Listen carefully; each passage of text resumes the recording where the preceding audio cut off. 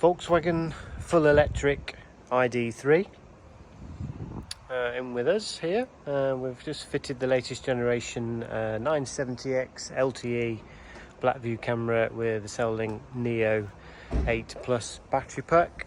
So it's got full cloud connectivity, parking surveillance, as well as longer parking recording due to the battery pack that we've installed. So if you've got a VW ID model, or the same with the See It model range, which are very similar, this is how the installation would look.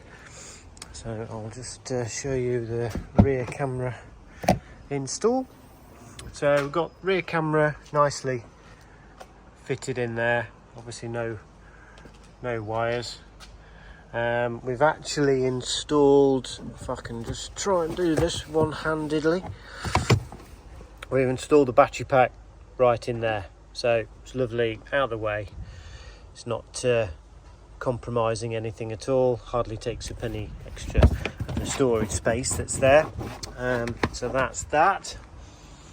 And then if we go around to the front, you can see we've got the main camera here. We've got cables going into the binnacle, which we can do on the Blackvue cameras because they're not as thick as other makes of cameras. And then you've got the main camera, which is there. So from the point of view, from the driver's point of view, it's partially hidden behind the rear view mirror.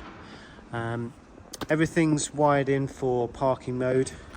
Obviously, when you come to us here at TTW Installations, we set everything up. We'll set the full cloud connectivity up for you. We set the whole camera with the proper settings. So literally it's ready to go. You don't need to concern yourself with that compared to other people. Just fit the camera and leave you to your own devices for the settings and everything else. All our settings are tried and tested. They're the same settings that I would have in my vehicle, so I know that they're the right settings for the best performance for the camera and reliability. So if you're interested in any camera installs within your vehicle for the Blackvue range, then please let me know.